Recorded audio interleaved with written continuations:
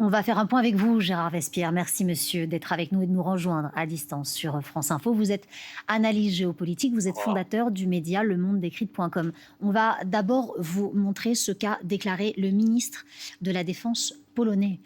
Il a bien évidemment réagi à ce drone qui est tombé à côté de l'Est du pays. Il dit: une fois de plus, nous sommes confrontés à une provocation de la Fédération de Russie avec un drone russe. Une provocation qui a lieu, monsieur, à un moment qui est très particulier, à un moment où on tente de trouver une issue à cette guerre. En quelques mots, le message de la Russie. Toujours la force, n'est-ce pas? Pas d'initiative pour la paix. La Russie accepte de suivre des propositions qui lui sont faites, donc des propositions de réunion, aussi bien à Anchorage que des perspectives de réunion avec Zelensky, mais jamais d'initiative de sa part. Et quand il y a des propositions qui lui sont faites, il y a des manœuvres dilatoires, comme celle concernant le lieu de la prochaine réunion possible avec Zelensky. Donc, parallèlement à cette attitude passive vers la paix, il y a cette attitude active pour optimiser ses capacités de pression politique via les pressions sur la population civile ukrainienne, donc bombardée chaque nuit, et dont la Russie expert des réactions vis-à-vis du gouvernement ukrainien en disant eh bien la paix maintenant ou arrêter les combats. Donc voyez-vous, il y a cette double manœuvre d'être passif dans la négociation et actif dans la guerre. Le ministre, cette fois, des Affaires étrangères va lui un peu plus loin. On peut donc se demander si la tension n'est pas en train de monter en Pologne. Le ministre des Affaires étrangères parle d'une nouvelle violation de l'espace aérien depuis l'Est, mais il va plus loin dans le sens où il dit qu'il compte protester auprès de l'auteur de cette violation. Protester auprès de la Russie, donc. À quoi faut-il s'attendre? Quelle réponse très concrète de la Pologne à la Russie?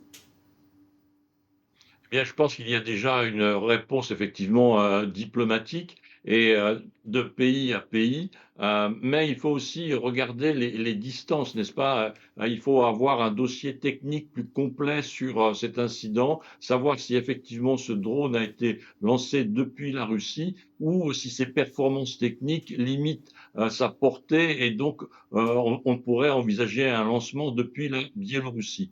Donc, premièrement, une réponse diplomatique appropriée et peut-être aussi une réponse plus élargie de la part de l'Alliance Atlantique, de la part de l'OTAN, puisqu'il y a quelques jours, un autre drone, et probablement du même type, est aussi arrivé en Lituanie. Donc ces deux incidents incitent à une réponse collective. Bon, vous l'avez dit, la Pologne fait partie de l'OTAN. Aujourd'hui, les chefs d'état-major de l'Alliance se réunissent. Ils étaient, me semble-t-il, vous allez me le confirmer, 32 ou 33. Une fois qu'on a dit cela, est-ce qu'on peut imaginer que l'OTAN puisse s'unir d'une façon ou d'une autre pour sanctionner la Russie? Est-ce que ça, ce serait possible? Alors, la réunion de 32 membres de l'OTAN s'effectue dans l'optique de l'opération donc de sécurisation de l'Ukraine militairement après la paix. Donc, c'est la coalition des volontaires là qui est en partie à l'œuvre et s'agit d'organiser entre les différents partis, entre les différents pays, les rôles qu'ils vont jouer. Il y a une sécurisation, une intervention au sol. Il y a donc à prendre en considération un déploiement éventuellement aérien pour surveiller le ciel ukrainien de l'intérieur. Et puis, il y a aussi les opérations possibles en mer Noire. Donc, voyez-vous, il y a un vaste champ d'intervention militaire, non pas en termes offensifs, mais en tout cas de mise en place de moyens de sécuriser donc l'espace aérien, terrestre et maritime de l'Ukraine par l'intervention de troupes de l'OTAN. Bon, ce drone tombe en Pologne, alors qu'effectivement, nous sommes dans un contexte géopolitique qui est très tendu, alors qu'on discute, comme vous l'avez très justement expliqué, des garanties de sécurité à apporter à l'Ukraine. Néanmoins, on a l'image en tête de ce que nous a très justement dit le chef de l'État, Emmanuel Macron. Il parle de la Russie comme étant un ogre qui ne s'arrêtera pas, qui a besoin de se nourrir. Une fois qu'on a dit tout cela, quelle position de l'Europe, quelle position de la France dans ces garanties de sécurité, alors qu'on sait pertinemment, d'après le président américain Donald Trump, qu'il n'y aura pas de troupes américaines sur le sol ukrainien?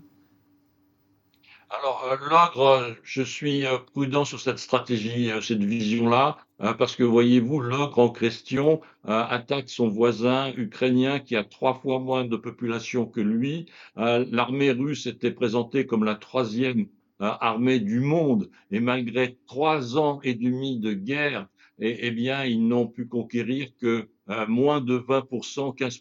Ils avaient déjà la Crimée, donc le total monte à 20, mais ils n'ont conquis que 15% du territoire ukrainien. Donc il faut plutôt se prémunir vis-à-vis de la Russie contre une guerre hybride. Et on en voit, et on vient d'en parler, n'est-ce pas, des actions menées par des drones dont nous ne savons pas exactement d'où ils ont été lancés, quelles ont été les intentions des intervenants. Personne ne réclame ou revendique ces lancements. Donc, des opérations militaires grises, comme on les appelle. Vous avez toutes ces opérations de sabotage aussi qui ont lieu sur des sites industriels en Europe, en Allemagne en particulier. Et puis, vous avez donc les cyberattaques et, en in fine, les réseaux d'influence politique et de communication. Donc, c'est plutôt, à mon sens, humblement, vers ces différents axes qu'il faut se prémunir le plus rapidement. Une attaque massive et ou une extension du conflit russe vers l'Ukraine à d'autres pays tels que les pays baltes, par exemple, est à prendre avec beaucoup de prudence et de précaution parce que l'Ukraine n'était pas membre de l'OTAN, n'est pas membre de l'OTAN, mais tous les autres pays riverains maintenant de la Russie, la Finlande, la Pologne, non, par rapport à l'Ukraine, et puis aussi donc les pays baltes, eh bien, sont des voisins. Et toute action contre des membres de l'OTAN, eh bien, apporterait une réponse collective de l'OTAN vis-à-vis de la Russie. De l'intérêt peut-être d'utiliser ce fameux article 5 qui pourrait être adapté à l'Ukraine dans les garanties de sécurité. Une sécurité comparable à celle de l'OTAN sans pour autant entrer dans l'OTAN. Alors, effectivement, c'est une gymnastique intellectuelle un petit peu compliquée. Je dirais, pour résumer, que l'OTAN est un système d'intervention et de collective automatique, alors que la garantie offerte à l'Ukraine serait plutôt une intervention à la carte, chaque pays prenant des dispositions particulières, mais de façon coordonnée, mais sans qu'il y ait une réponse collective, mutualisée, immédiate, en même temps. Donc voyez-vous, il y a cette différence entre, oui, tous les pays de l'OTAN peuvent intervenir, mais de façon décalée, mais coordonnée, ou bien non, nous intervenons massivement, tous en même temps, ça c'est l'OTAN. Merci beaucoup, Gérard Vespierre, d'avoir été avec nous en direct sur France Info.